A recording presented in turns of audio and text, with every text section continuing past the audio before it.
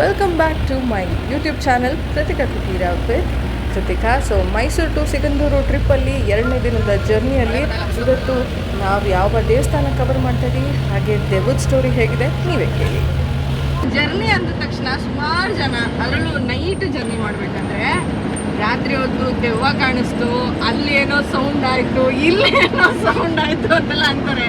ನೀವು night journey ಬೇಜಾನ್ ಮಾಡಿದ್ದೀರಾ? ಆ ಥರದ್ದು ಫೀಲ್ ಆಗಿದೆಯಾ ಅಥವಾ ನೋಡಿದ್ದೀರಾ ಹೆಂಗೆ? ಆ ಒಂದು ಹಾರರ್ ಸ್ಟೋರಿ ಏನಾದ್ರು ಆಗಿರ್ತವೆ ಆ ಥರದ್ದೆಲ್ಲ ಕೈ ಘಟನೆಗಳು?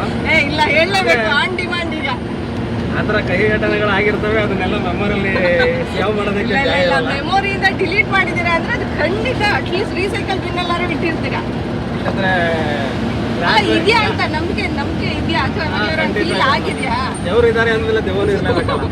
ಇದು ಒಪ್ಪ ಮಾತೆ ಅಲ್ಲ. ಒಂಚೂರು ಹೆದರಿ ಜಲ್ಲತ್ತ ಅಂದು ಏನಾಗಲ್ಲ ಬಿಡು ದೇವ್ರಿದ್ದಾನೆ ಅನ್ಕೊಂಡು ಮುಂದಕ್ಕೆ ಹೋಗಿರೋ ಕತೆ. ಒಂದು ಘಟನೆ, ಎಲ್ಲ ಲೇಡೀಸ್ನ ಕರ್ಕೊಂಡು ಓಂ ಶಕ್ತಿಗೆ ಹೋಗಿ ಎಲ್ಲ ಟ್ರಿಪ್ ಹೊಡಿಸ್ಕೊಂಡು ಮಹಾರಾಷ್ಟ್ರ ಎಲ್ಲ ಹೊಡಿಸ್ಕೊಂಡು ಈ ಕಡೆ ಬಾದಾಮಿ ಪಟ್ಟದಕ್ಕೆಲ್ಲ ಹೊಡಿಸ್ಕೊಂಡು ಸಿರ್ಸಿ ಮೇಲೆ ಸಿರ್ಸಿಗೆ ಹೋಗ್ತಾ ಇದ್ವಿ. ನೈಟ್ ಜರ್ನಿ, ಫಾರೆಸ್ಟ್ ಸಿಗುತ್ತೆ. ಫಾರೆಸ್ಟ್ ನೈಟ್ ನಮಗೂ ತುಂಬ ನಿದ್ದೆ ಇರುತ್ತೆ. ಒಂದು 12:30 1 ಗಂಟೆ ಸಮಯ ಫುಲ್ಲು ನಿದ್ದೆ ಇರ್ತದೆ. ಎಲ್ಲ ಲೇಡೀಸ್ ಇರ್ತಾರೆ. ಆದರೆ ಗಾಡಿ ಚೆಕ್ ಪೋಸ್ಟ್ ಇರುತ್ತೆ. ಚೆಕ್ ಪೋಸ್ಟ್ ಹತ್ರ ಪಾಸ್ ಮಾಡಿ ಲೆಫ್ಟಲ್ಲಿ ಗೇಟ್ ಪಕ್ಕದಲ್ಲೇ ಹಾಕ್ಬಿಟ್ಟು ಸ್ವಲ್ಪ ಹೊತ್ತು ಮಲಗಿರ್ತೀವಿ. ಒಂದು 1 hour 1.5 hour ಬಿಟ್ಟು ಎಲ್ಲ ಬಂದು ಎದಾಳಿಸ್ತಾರೆ ನಮ್ಮನ್ನು. ಬಂದು ಎದಾಳಿಸಿದ್ರೆ ಏನಾಯಿತು ಅಂತ ಕೇಳಿದ್ರೆ, ಸೆಂಟ್ರ್ ರೋಡಲ್ಲಿ ಗಾಡಿ ನಿಲ್ಸಿ ಮಲಗಿದೆಯಲ್ಲ ಅಂತ. ಸೆಂಟ್ರ್ ರೋಡಲ್ಲಿ ಗಾಡಿ ನಿಲ್ಸಿ ಮಲಗಿದೆಯಲ್ಲ ಅಂತ. ಯಾಕೆ ಏನಾಯಿತು? ಚೆಕ್ ಪೋಸ್ಟ್ ಇತ್ತಲ್ಲ ಅಂತೇಳಿ ಕೆಳಗಡೆ ಇಳಿದು ನೋಡಿದ್ರೆ ಸಿರ್ಸಿ ಹತ್ರ ಚೆಕ್ ಪೋಸ್ಟ್ ಇರೋಲ್ಲ, ಗಾಡಿ ನೋಡಿದ್ರೆ ಸೆಂಟ್ರ್ ರೋಡಲ್ಲಿ ನಿಂತಿರುತ್ತೆ. ಇದೊಂದು ಯಾವತ್ತೂ ಮರೀದಾರ ಅಂತ ಘಟನೆ. ಇಲ್ಲ, ಚೆಕ್ ಪೋಸ್ಟ್ ಇತ್ತು. ಚೆಕ್ ಪೋಸ್ಟ್ ಎಂಟ್ರಿ ಮಾಡೇ ಗಾಡಿ ನಿಲ್ಸಿರೋದು. ಬೆಳಿಗ್ಗೆ ಅಲ್ಲ, 1 hour ಇಲ್ಲ, 1 hour ಇರಲಿಲ್ಲ, ಒಂದು 15 minutes ಇರ್ಬೋದು. ಸೈಡಲ್ಲಿ ಹಾಕಿ ಮಲಗ್ದೆ ಅಷ್ಟೇ. ಆಮೇಲೆ ನೋಡಿದ್ರೆ ಎದ್ದು ನೋಡಿ ಅವ್ರನ್ನ ಕೇಳಿದ್ರೆ ಬಂದು ಎದಾಳಿಸಿದ್ರು. ಅವರೆಲ್ಲ ಬಂದು ಎದಾಳಿಸಿ ನೋಡಿದ್ಮೇಲೆ ನೋಡಿದ್ರೆ ಚೆಕ್ ಪೋಸ್ಟು ಇಲ್ಲ, ಗಾಡಿ ನೋಡಿದ್ರೆ ಈ ಥರ ಸೆಂಟ್ರ್ ರೋಡಲ್ಲಿ ನಿಂತಿದೆ. ಮತ್ತೆ ನಮ್ಮ ಅದೃಷ್ಟ, ಯಾವುದು ಗಾಡಿಗಳು ಬಂದಿರಲಿಲ್ಲ. ನೈಟ್ ಜರ್ನಿ ಯಾವುದು ಇರಲಿಲ್ಲ, ಲಾರಿ ಯಾವುದು ಇರಲಿಲ್ಲ. ಗಾಡಿನ ಆಫ್ ಮಾಡಿ ನಿಲ್ಲಿಸಿರ್ತದೆ. ಅದೊಂದು ಯಾವತ್ತೂ ಇರೋಂಥ ಸಂಗೀತ. ಅದರಿಂದ ಎಷ್ಟು ದಿನ ಬೇಕಾಯ್ತು ಆಚೆ ಬರೋಕ್ಕೆ ನಿಮಗೆ? ಇಲ್ಲ, ಒಂದು 2 hours ಅದು ಗೊತ್ತಾಯ್ತು ಆಮೇಲೆ ಏನಾಗಿದೆ ಅಂತೇಳಿ. ಅದು ಯಾಕಂದರೆ ಅದ್ರ ಹಿಂದೆ ಗಾಡಿ ಆಫ್ ಆಯ್ತಾಯಿತ್ತು. 2-3 ಸರಿ ಆಫ್ ಆಯಿತು ಗಾಡಿ. 2-3 ಸರಿ ಆಫ್ ಆದಮೇಲೆ ನನಗೆ ಯಾಕೋ ನಿದ್ದೆಳಕ್ಕೆ ಸ್ಟಾರ್ಟ್ ಆಯ್ತಲ್ಲ ಅಂತೇಳಿ ನಾನು ನಿಲ್ಲಿಸ್ಬಿಟ್ಟೆ. 1-2 ಸರಿ ಗಾಡಿ ಆಫ್ ಆದ್ಮೇಲೆ ಸಮಾಧಾನವಾಗಿ ನಿಲ್ಸಿದ್ಮೇಲೆ ಸಂಪೂರ್ಣವಾಗಿ ಅದ್ರ ಬಂಡವಾಳ ಏನು ಅಂತ ಗೊತ್ತಾಯ್ತು. ಅದಾದಮೇಲೆ ಸ್ವಲ್ಪ ಹೊತ್ತಿದ್ದು ಮುಖ ಎಲ್ಲ ತೊಳ್ಕೊಂಡು ಅಲ್ಲಿಂದ ಹೊರಟು. ದೇವರು ಇದ್ದ ಮೇಲೆ ನಂಬಿಕೆ ಇಬ್ಬರೂ ಇದ್ದಾರೆ ಅಂತ ಆಯ್ತು. ಗೊತ್ತಿಲ್ಲ ಏನು ಇಂಟೆನ್ಷನ್ ಇರ್ಬೋದು, ಗುಮ್ಮ ಇಂಟೆನ್ಷನ್ ಗೊತ್ತಿಲ್ಲ. ದೇವ್ರ ದರ್ಶನ ಮಾಡ್ತಾ ಇದ್ದೀರಾ, ನಮ್ದು ದರ್ಶನ ಮಾಡಿ ಅಂತ ಹೇಳ್ಬೋದು.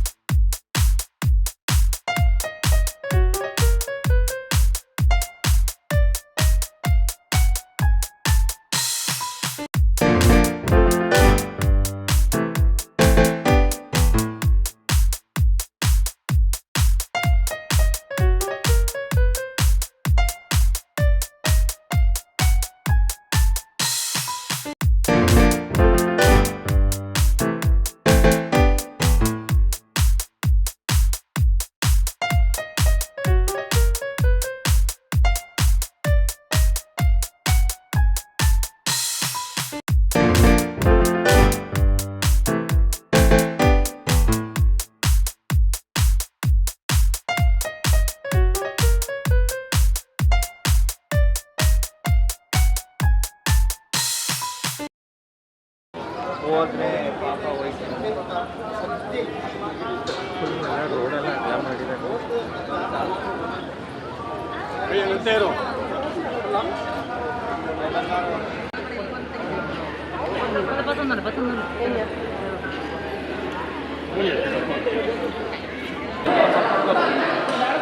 ಮಾಮೂಲಿ ಗುಡ್ ಮಾರ್ನಿಂಗ್. ಬನ್ನಿ. ಸೂಪರ್ ಆಗಿ ಸುಬ್ರಹ್ಮಣ್ಯ ದೇವಸ್ಥಾನದಲ್ಲಿ 2 ಸತಿ ದರ್ಶನ ಮಾಡಿದ್ವಿ ನಾವು. 2 ಸರಿ ದರ್ಶನ ಆಯ್ತಾ? ಸೂಪರ್ ಆಗಿ, ಒಂದು ದೀಪ ಹಚ್ಚಕ್ಕಿಂತ ಮುಂಚೆ ಒಂದು ದೀಪ ಪುಣ್ಯ ಮಂತ್ರಂಗಾದ್ರೆ ನೀವು ಆ ಸಮಯಕ್ಕೆ ಕರ್ಕೊಂಡ್ ಬಂದಿದ್ದಕ್ಕೆ ಧನ್ಯವಾದಗಳು. ಧನ್ಯವಾದಗಳು. ಕುಕ್ಕೆ ಸುಬ್ರಹ್ಮಣ್ಯ ಬಗ್ಗೆ ಒಂದಷ್ಟು ಮಾಹಿತಿ ನಿಮಗೆ ಗೊತ್ತು ಅನ್ನೋದಾದ್ರೆ ಏನು? 2 ಸರಿ ಪುಣ್ಯ ದರ್ಶನ ಮಾಡಿರೋದು ನೀವೇ ಪುಣ್ಯವಂತರು. ಫಸ್ಟ್ ಅಂದ್ರೆ 4 ರಿಂದ 5 ಅವರ್ ಆದ್ರೂ ದರ್ಶನ ಆಯ್ತಿರ್ಲಿಲ್ಲ, ಅಂದ್ರೆ ಬೇಗ ದರ್ಶನ ಮಾಡಿದ್ದೀರಾ. ಸೊ ಈ ಮೂಲಕ ಏನಂದ್ರೆ ವೀಕೆಂಡ್ ಗಿಂತ ವೀಕ್ ಡೇಸ್ ಅಲ್ಲಿ ಬಂದ್ರೆ ದರ್ಶನ ಬೇಗ ಆಗುತ್ತೆ. ಇಲ್ಲ ಆಕ್ಚುಲಿ ರಜಾ ಹಾಕ್ಬಿಟ್ಟು ದೇವ್ರ ದರ್ಶನ ಆಗ್ಬೇಕು ಅಂದ್ರೆ ರಜಾ ಹಾಕ್ಬೇಕು ಅಂತ ಬೇಕು ಅಂದ್ರೆ ಒಂದ್ ಕಳ್ಕೋಬೇಕು. ಏನಂತೀರಾ? ಭಕ್ತಿಯಿಂದ ಬಂದ್ರೆ ಎಲ್ಲ ದಿನ ನೋಡ್ರಪ್ಪ, ಇದು ಇವರು ಅಡ್ಗೋಡೆ ಮೇಲೆ ದೀಪ ಅಂತಾರಲ್ಲ ಹಂಗೆ. ಹೇಳಿ ಸರ್, ಕುಕ್ಕೆ ಸುಬ್ರಹ್ಮಣ್ಯದ ಬಗ್ಗೆ ಎಲ್ಲ ಸುಮ್ಮನಿರಪ್ಪ.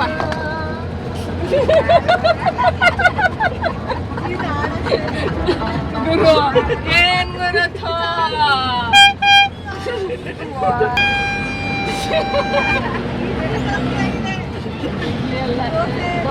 ಮಸಾಲೆ ದೋಸೆ ಜಾಸ್ತಿ ಆಗಿದೆ. ಸರ್ ಹೇಳಿ ಸರ್ ನೀವು. ಕುಕ್ಕೆ ಸುಬ್ರಹ್ಮಣ್ಯ ಬಗ್ಗೆ ಅಷ್ಟು ಇನ್ಫಾರ್ಮೇಶನ್ ಇಲ್ಲ, ಆದ್ರೆ ಆದಿ ಸುಬ್ರಹ್ಮಣ್ಯ ವಾಸಸ್ಥಳ ಅಂತ ಹೇಳ್ತಾರೆ ಇವತ್ತು.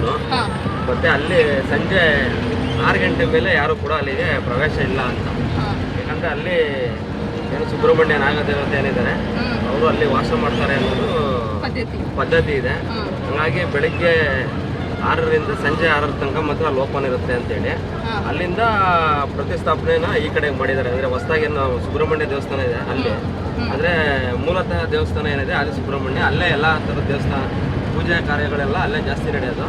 ಮತ್ತೆ ತುಂಬಾ ಜನ ಅಲ್ಲಿಗೆ ಭಕ್ತಿಯಿಂದ ಅಲ್ಲಿಗೆ ಹೋಗ್ತಾರೆ. ಫಸ್ಟ್ ಆ ದರ್ಶನ ಆದ್ಮೇಲೆ ಈ ದರ್ಶನ ಮಾಡಬೇಕು ಅನ್ನೋದು ಪದ್ಧತಿ ಇದೆ ಅಂತ ಹೇಳ್ತಾರೆ. ಆದ್ರೆ ಇಲ್ಲಿಗೆ ಎಲ್ಲರೂ ಇಲ್ಲೇ ಹೋಗ್ತಾರೆ, ಅದು ಹಿಂದೆಗಡೆ ಇರೋದ್ರಿಂದ ಅಲ್ಲಿಗೆ ಯಾರು ಹೋಗಲ್ಲ. ಕುಕ್ಕೆ ಸುಬ್ರಹ್ಮಣ್ಯದಿಂದ ದರ್ಶನ ಆದ್ಮೇಲೆ, ಕುಕ್ಕೆ ಸುಬ್ರಹ್ಮಣ್ಯ ದರ್ಶನ ಆದ್ಮೇಲೆ ಬೇರೆ ಎಲ್ಲೂ ಹೋಗ್ಬಾರ್ದು, ಡೈರೆಕ್ಟ್ ಆಗಿ ಮನೆಗೆ ಹೋಗ್ಬೇಕು ಅಂತಾರೆ. ಇದ್ರ ಬಗ್ಗೆ ನಿಮಗೆ ಮಾಹಿತಿ ಇದೆಯಾ? ಹಿಂದಿನ ಕಾಲದಲ್ಲಿ ಪುರಾಣಗಳ ಪದ್ಧತಿ ಅಂತ ಏನೋ ಹೇಳ್ತಾರೆ ಹಿರಿಯರು.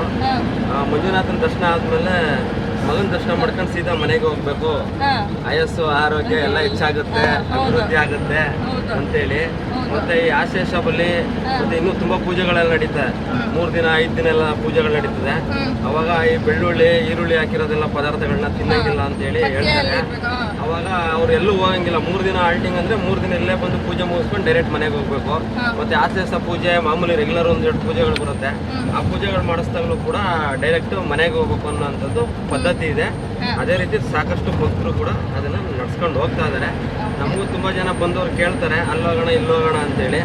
ನಾವು ಆಗಲ್ಲ ಅಂತ ಹೇಳಕ್ ಆಗಲ್ಲ, ಆಯ್ತು ಅಂತ ಹೇಳಿ ಕರ್ಕೊಂಡು ಹೋಗ್ತೀವಿ ಅಷ್ಟೇ. ಸೊ ಈಗ ನಮ್ಮನ್ನ ಸುಬ್ರಹ್ಮಣ್ಯ ದರ್ಶನ ಆಯ್ತು, ಡೈರೆಕ್ಟ್ ಆಗಿ ಮನೆಗೆ ಕರ್ಕೊಂಡು ಹೋಗ್ತೀರಾ? ಬೇರೆ ಎಲ್ಲಾದ್ರೂ ತೋರಿಸ್ತೀರಿ? ನೀವು ಬೇರೆ ಎಲ್ಲಾದ್ರೂ ಹೋಗೋಣ ಅಂದ್ರೆ ಖಂಡಿತ ಕರ್ಕೊಂಡು ಹೋಗ್ತೀವಿ, ಇಲ್ಲ ಅಂದ್ರೆ ಮನೆಗೆ ಹೋಗೋಣ. ಅದು ಒಂಥರ ನಮ್ ನಂಬಿಕೆ ಇದ್ದಂಗೆ. ಮೇಲೆ ದೇವ್ರ ದರ್ಶನ ಮಾಡಿ ಅದೇ ಒಂದು ಮೂಡಲ್ಲಿ ಕ್ಯಾರಿ ಫಾರ್ವರ್ಡ್ ಆದ್ರೆ ಮನೇಲಿ ಪಾಸಿಟಿವ್ ವೈಬ್ ಮನೆ ಹೋಗುತ್ತೆ ಅಂತ. ಅದಂತೂ ಖಂಡಿತ. ಇಲ್ಲ ಮುಗಿಸಿ ಎಲ್ಲ ಹೋಯ್ತಂದ್ರೆ ನಂಬಿಕೆ ಇದ್ದೇ ಇರುತ್ತೆ. ಬಟ್ ಬೇರೆ ಕಡೆ ಹೋದಾಗ ಆ ಮೂಡ್ ಸ್ವಲ್ಪ ಚೇಂಜ್ ಆಗ್ಬಹುದು. ಚೇಂಜ್ ಆಗ್ಲಿ ಅಂದ್ರೆ ನಾವು ಸ್ವಲ್ಪ ಮೂಡ್ ಚೇಂಜ್ ಮಾಡ್ಕೊಂಡೆ ಕರ್ಕೊಂಡು, ಯಾಕಂದ್ರೆ ನಮ್ಮ ಜೀವನ ನಡಿಬೇಕಲ್ಲ. ಹಂಗಾಗಿ ಹಿಂಗೆ ಹೋಗ್ತಾ ಗೋಲ್ಡನ್ ಟೆಂಪಲ್, ನಿಸರ್ಗಧಾಮ, ಬಾಗಮಂಡ್ಲ, ತಲಕಾವೇರಿ, ಮತ್ತೆ ರಾಜಾ ಸೀಟು, ಮತ್ತೆ ಎಲಿಫೆಂಟ್ ಕ್ಯಾಂಪು ಇಂಥವೆಲ್ಲ ಇದಾವೆ ಹೋಗ್ತಾ. ಅಂದ್ರೆ ಹೋಗ್ತಾ ಮಡಿಕೇರಿಯಲ್ಲಿ ಸೈಡ್ ಸೀನ್ ತುಂಬಾ ದೂರ ಬಂದಿರೋದ್ರಿಂದ ಯಾವಾಗ್ಲೂ ಒಂದ್ಸತಿ ಬರೋದು. ಸೊ ಹಂಗಾಗಿ ಬರೀ ದೇವಸ್ಥಾನಕ್ಕೆ ಅಂತ ಬಂದು ಹೋದಾಗ ಆ ಪ್ಲಾನ್ ವರ್ಕೌಟ್ ಆಗುತ್ತೆ. ತುಂಬಾ ರೇರ್ ಆಗಿ ಫ್ಯಾಮಿಲಿ ಜೊತೆ ಒಂದು ಔಟಿಂಗ್ ಬಂದಾಗ ಸೈಟ್ ಸೀಯಿಂಗ್ ನೋಡ್ಕೊಂಡು ಹೋದ್ರೆ ಎಲ್ಲ ಮಕ್ಕಳು ಎಲ್ಲ ಫ್ಯಾಮಿಲಿ ಎಲ್ಲ ಯೂಶಲ್ ಆಗಿ ಬರೀ ರೀಲ್ಸ್ ಅಲ್ಲಿ ನೋಡಿ ಸಾಕಾಗಿ ಬೇಜಾರಾಗಿರುತ್ತೆ ನಾವ್ ಯಾವಾಗ ಹೋಗೋದು ಅಂತ. ಈಗ ನಾವು ಹೋಗಿ ರೀಲ್ಸ್ ಮಾಡ್ಬೋದು. ಹಂಗಿದ್ರೆ ಆಕ್ಚುಲಿ ಮೈಸೂರು ಮುತ್ತು ಅವರು ರೀಲ್ಸ್ ಮಾಡೋದ್ರಲ್ಲಿ ಫೇಮಸ್. ವೃತ್ತಿ ಜೀವನನೇ ಅದಲ್ಲ ಮೇಡಮ್. ಹಂಗಾಗಿ ಎಲ್ಲ ಸೋಷಿಯಲ್ ಮೀಡಿಯಾ ಮೊರೆ ಹೋಗ್ಬಿಟ್ಟಿದ್ದಾರೆ. ಹಂಗಾಗಿ ಈಗೆಲ್ಲ ಆಫೀಸು ಇಂಥ ಕಡೆ ಎಲ್ಲ ಬುಕ್ಕಿಂಗ್ಗಳಿಲ್ಲ, ಎಲ್ಲ ಯೂಟ್ಯೂಬು, ಇನ್ಸ್ಟಾಗ್ರಾಮು, ರೀಲ್ಸು ಇಂಥದ್ರಿಂದನೇ ಶುರು ಆಗಿರೋದ್ರಿಂದ ನಮ್ಮ ಜೀವನ ಇವಾಗ ಅದರಿಂದನೇ ನಡೀತಾ ಇದೆ. ಈಗ ನಾವು ಸುಬ್ರಹ್ಮಣ್ಯದಿಂದ ಯಾವ್ಯಾವ ಹೊರಡ್ಬೇಕಾದ್ರೆ ಯಾವ್ಯಾವ ಪ್ಲೇಸ್ ನೋಡ್ಬೋದು? ಇವಾಗ ಫಸ್ಟು ಸುಬ್ರಹ್ಮಣ್ಯದಿಂದ ಹೊರಟ್ರೆ ಡೈರೆಕ್ಟ್ ಗುತ್ತಿಗಾರ ಅಂತ ಸಿಗುತ್ತೆ. ಗುತ್ತಿಗಾರಿಂದ ಲೆಫ್ಟ್ ತಗೊಂಡ್ರೆ ಡೈರೆಕ್ಟು ಇದು ಸುಬ್ರಹ್ಮಣ್ಯ ಅಂತ ಡೈರೆಕ್ಟ್ ಗುತ್ತಿಗಾರಿಂದ ಮಡಿಕೇರಿ ಹೋಗುತ್ತೆ. ಗುತ್ತಿಗಾರ ಒಂದು ಅದೊಂದು ಟೂರಿಸಂ ಪ್ಲೇಸ್ ಏನಿಲ್ಲ, ಅದೊಂದು ಮಹಾರಾಜರು ಆಳದಂತ ಒಂದು ಸ್ಥಳ ಗುತ್ತಿಗಾರ ಅಂತೇಳಿ. ಅಲ್ಲಿ ನೋಡೋಂಥ ಜಾಗ ಏನಿಲ್ಲ, ಬಟ್ ಅದೊಂದು ಅವಾಗಿಂದ ಪದ್ಧತಿ ಐತಿಹಾಸಿಕ ಸ್ಥಳ. ಐತಿಹಾಸಿಕ ಸ್ಥಳ ಅಂತೇಳಿ ಬೆಟ್ಟದ ಮೇಲೆ ಯಾವುದೋ ಒಂದೆರಡು ಕೋಟೆಗಳು ಮತ್ತೆ ಅರಮನೆ ಎಲ್ಲ ಇದೆ ಅಂತ ಹೇಳ್ತಾರೆ. ಬಟ್ ಇವತ್ತವರೆಗೂ ನಾವು ನೋಡಿಲ್ಲ. ಅಲ್ಲಿ ನೋಡ್ಕೊಂಡು ಅಲ್ಲಿಂದ ಡೈರೆಕ್ಟ್ ಮಡಿಕೇರಿ ಹೋಗ್ತಾ ಬಾಗಮಂಡ್ಲ ನೋಡ್ಬೋದು. ಬಾಗಮಂಡ್ಲ ಮತ್ತೆ ತಲಕಾವೇರಿ ಅದು ನೋಡ್ಕೊಂಡು ಗ್ಲಾಸ್ ಬಿಡ್ತಿತ್ತು. ಪಾಪ ಅದು ಇದೋಗ್ಬಿಟ್ಟಿದೆ ಇವಾಗ. ನಾವು ಕಾಲೇ ಇಡ್ಲಿಲ್ಲ ಸರ್, ಹೋಗ್ಬೇಕಂತ ರೀಲ್ಸ್ ನೋಡಿ ನಾವು ಕಾಲಿಡೋ ಅಷ್ಟೊತ್ತಿಗೆ ಅದೇ ಪತನ ಆಗೋಗ್ಬಿಟ್ಟಿದೆ. ಹಾಗೆ ಅದನ್ನ ನೋಡ್ಕೊಂಡು ರಾಜಾ ಸೀಟ್ ಮಡಿಕೇರಿಯಲ್ಲಿ ಮತ್ತೆ ಅಬಿ ಫಾಲ್ಸ್, ಗೋಲ್ಡನ್ ಟೆಂಪಲ್, ನಿಸರ್ಗಧಾಮ ನೋಡಿ ಎಲ್ಲಾದ್ರೂ ಕುಶಾಲನಗರ ಅಥವಾ ಹುಣಸೂರು ಟಿಫನ್ಸ್ ಇದೆ, ಒಳ್ಳೆ ಊಟ ಮಾಡಿ ಸೀದಾ ಮನೆಗೆ ಹೋಗ್ತಾ ಇರ್ಬೋದು. ಸೊ ಅದ್ಭುತವಾಗಿ ಬರೀ ಸುಬ್ರಹ್ಮಣ್ಯ ದೇವಸ್ಥಾನ ಮುಗಿಸ್ಕೊಂಡು ಮೈಸೂರಿಗೆ ಹೋಗ್ಬೇಕಂದ್ರೆ ಈ ರೂಟಲ್ಲಿ ಬೆಸ್ಟ್ ರೂಟ್. ಮೈಸೂರಿಂದ ಸುಬ್ರಹ್ಮಣ್ಯಕ್ಕೆ ಬರ್ಬೇಕಾದ್ರೆ ಈಗ ನಾವಾಗಲೇ ಮಾತಾಡ್ದಂಗೆ ಸುಬ್ರಹ್ಮಣ್ಯಕ್ಕೆ ಬಂದು ದರ್ಶನ ಮಾಡಿ ಡೈರೆಕ್ಟ್ ಆಗಿ ಮನೆಗೆ ಹೋಗ್ತೀವಿ. ಅದಕ್ಕಿಂತ ಮುಂಚೆ ಪ್ಲೇಸಸ್ ನೋಡ್ಬೋದಲ್ವಾ? ಆ ಕಡೆಯಿಂದ ಬರ್ತಾ ಬೇರೆ ಮೈಸೂರಿಂದ ಹೊರಟ್ರೆ ತುಂಬಾ ಪ್ಲೇಸಸ್ಗಳು ಸಿಗುತ್ತೆ. ಸೋಮವಾರಪೇಟೆ ಮೇಲೆ ಬರ್ಬೋದು. ಸೋಮವಾರಪೇಟೆ ಮೇಲೆ ಬಂದ್ರೆ ಒಂದು ಶೂಟಿಂಗ್ ಸ್ಪಾಟ್ ಇದೆ ಸೋಮವಾರಪೇಟೆ ಹತ್ರ. ಅದನ್ನ ನೋಡ್ಕೊಂಡು ಹಾಗೇನೆ ಬಿಸ್ಲೆ ಘಾಟ್ ಅಂತ ಸಿಗುತ್ತೆ. ನೀವು ರವಿಚಂದ್ರನ್ ಮೂವಿ ಎಲ್ಲ ನೋಡಿರ್ಬೋದು.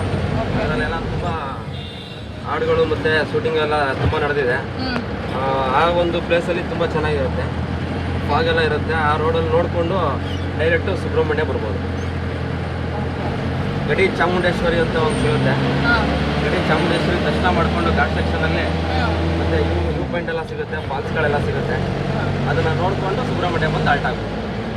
ಈ ರೂಟಲ್ಲಿ ಓಡಾಡೋಕ್ಕೆ ಬೆಸ್ಟ್ ಟೈಮ್ ಯಾವ್ದು, ಯಾವ ಮಂತು? ಯಾಕಂದರೆ ಸಿಕ್ಕಾಪಟ್ಟೆ ಮಳೆ ಇರುತ್ತೆ. ಮಳೆ ಸೀಸನ್ನಲ್ಲಿ ಓಡಾಡೋಕ್ಕಾಗಲ್ಲ.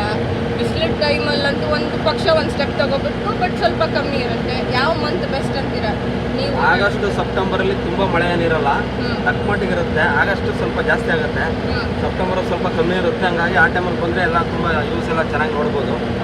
ಫಾಗೆಲ್ಲ ಇರುತ್ತೆ ಮತ್ತು ಫಾಲ್ಸ್ಗಳೆಲ್ಲ ಇರುತ್ತೆ ನೋಡೋದಕ್ಕೆ. ಇನ್ನು ಅದಾದ್ಮೇಲೆಲ್ಲ ಬಿಸಿಲು ಸ್ಟಾರ್ಟ್ ಆಗುತ್ತೆ. ಸಮ್ಮರಲ್ಲಿ ಏನು ನೋಡೋದಕ್ಕಾಗಲ್ಲ. ಹಂಗಾಗಿ ಏನಪ್ಪ ಇದು ಈ ಥರ ಬಂದ್ವಿ ಬಿಸಿ ಇರುತ್ತೆ, ಹಂಗಾಗಿ ವೆದರ್ ಸೆಟ್ ಆಗಲ್ಲ.